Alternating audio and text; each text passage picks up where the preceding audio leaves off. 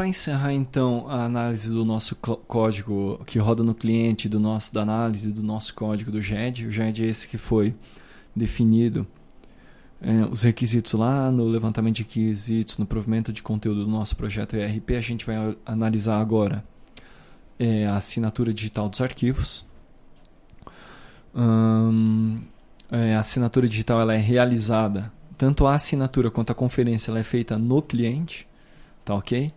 Então, eu vou pegar um documento que não foi assinado, que foi esse termo de garantia do SCF, que eu acabei de cadastrar.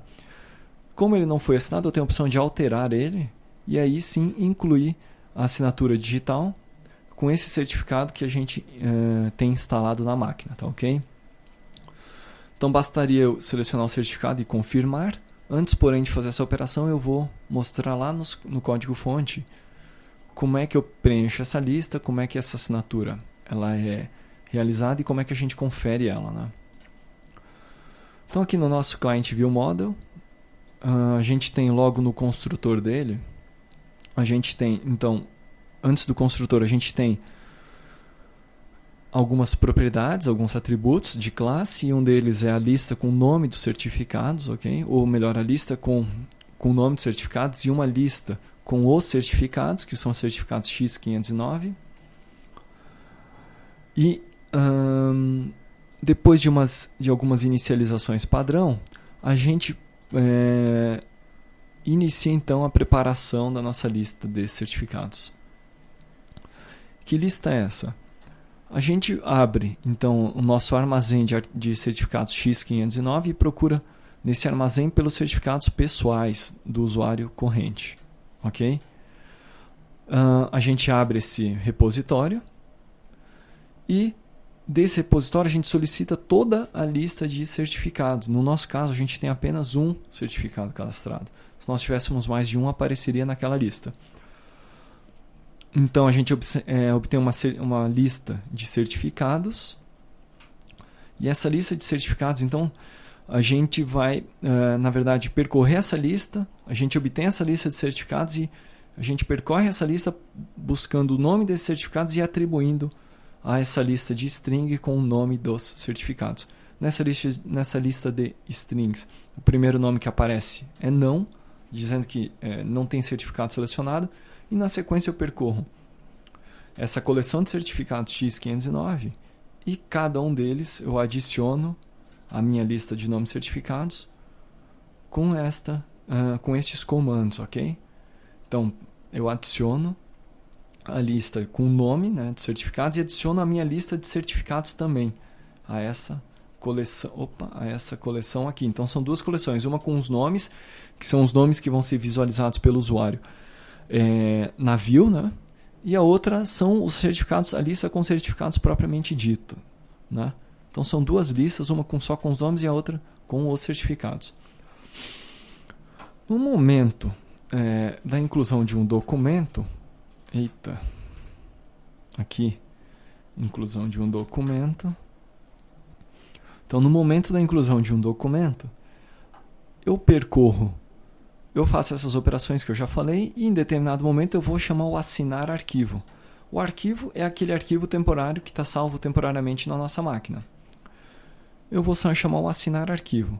Na verdade, nesse momento o arquivo já foi carregado e colocado no memory stream. Então eu vou assinar o arquivo passando o memory stream, que é o arquivo que está na memória, que tem que ser assinado. Esse arquivo então é recebido nesse método. E aí a primeira coisa que eu faço é selecionar o certificado que foi selecionado pelo usuário, né? Separar esse certificado. A partir dele, então, eu vou criar meu serviço de criptografia. Ok? Vou criar um objeto do tipo signed.xml. Vou capturar a chave que vai assinar esse documento, tá ok?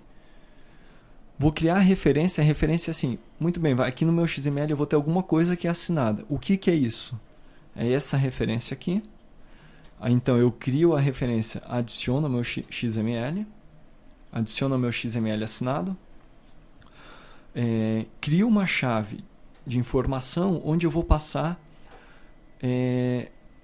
o valor da chave pública que está sendo utilizada para assinatura. Na sequência, então, vai ser utilizada para verificar a assinatura. Na sequência, eu calculo a assinatura, ok? Calculo a assinatura desse meu documento, retorno o XML desse documento, que é esse arquivo aqui, e vou transformar esse arquivo XML em um memory stream. Memory stream para que eu possa persistir no servidor. Esse memory stream é criado aqui nesse momento. Observe então que eu vou escrever esse arquivo XML, tá ok? Eu pego passando o meu memory stream, e aí então eu vou, aqui é uma formatação, né, indentado, vou escrever meu arquivo XML nesse arquivo, nesse XML Text Writer, que já aponta para o meu memory stream. No final, dou um flush, vou setar o memory stream para a posição 0, vou copiar esse memory stream com a assinatura para um memory stream que consta do meu arquivo que eu vou enviar para o servidor. E aí no servidor, o servidor vai salvar esse arquivo em disco. Tá certo? Muito bem. Então vamos ver como é que fica isso aí. Primeiro, antes de continuar, eu vou executar essa aplicação e a gente vai fazer uma verificação. Então a gente vai ver o seguinte, ó. Aqui está nosso arquivo, ele não está assinado, observe que não tem um cadeado, e o nome dele é B9B44. Né?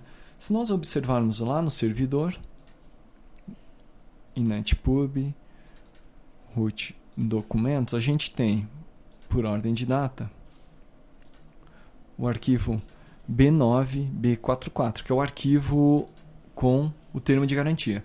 Só que a gente não tem o arquivo de assinatura dele. Ok? Então agora eu vou fazer o seguinte. A gente vai assinar esse arquivo. Eu vou marcar então a assinatura digital NFE com domínio. Vou confirmar. E agora, se nós observarmos aqui na nossa pasta do servidor, vou atualizar, junto com esse meu arquivo B9B44, que é o arquivo o termo de garantia, eu tenho então a minha assinatura. Tá? Essa assinatura eu vou abrir com o meu editor de texto. E se nós observarmos então, aqui eu tenho a assinatura, o arquivo XML com a assinatura. Somente com esse arquivo, ou melhor, esse arquivo ele é suficiente para que na minha aplicação ela receba e faça a verificação para ver se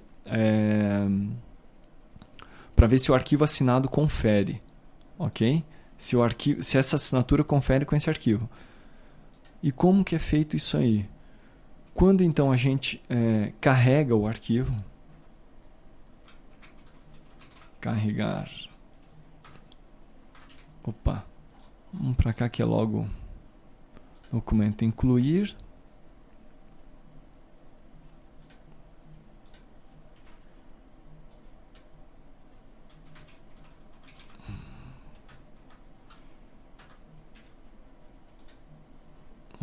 Como é que... Acho que eu estou fazendo confusão aqui. Já é de client. Botão alterar.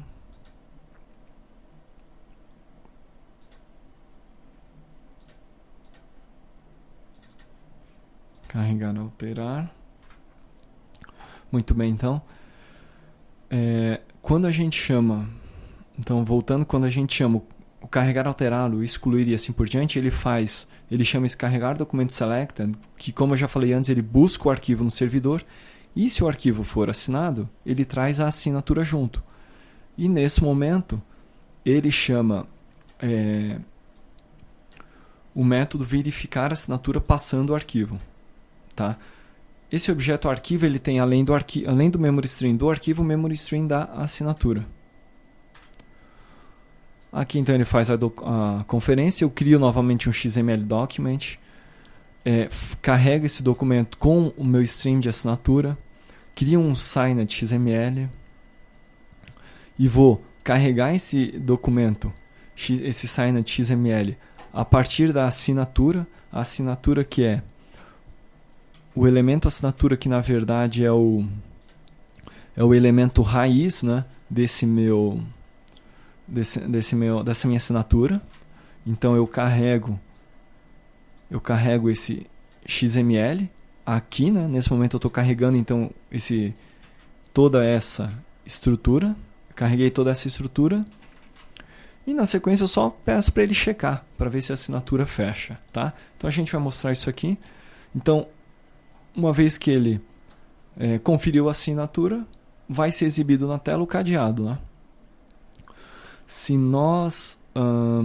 bom, vamos fazer a verificação então antes de mais nada. Então assinei, né? Eu vou ter o termo garantia aqui, vou alterar e verifique que agora eu tenho a certeza de que esse é um documento assinado, tá ok? Observe aqui que ele é um documento assinado e a assinatura confere. Se eu for no nosso servidor e mudar um elemento aqui da assinatura, que é o valor da assinatura, eu vou botar aqui um valor N minúsculo, salvei. Quando eu for fazer a conferência, agora a assinatura não vai poder ser mais... não vai estar... O documento já vai informar que esse documento não é assinado, não tem garantia de origem dele, né? Tá ok? Muito bem. Então, em relação à assinatura de documentos, no nosso GED era isso. Basicamente dois métodos, assinar documento e verificar documento. Depois você olha eles com mais calma. E outros assuntos, né? Outras dúvidas podem ser discutidas lá no ambiente de EAD.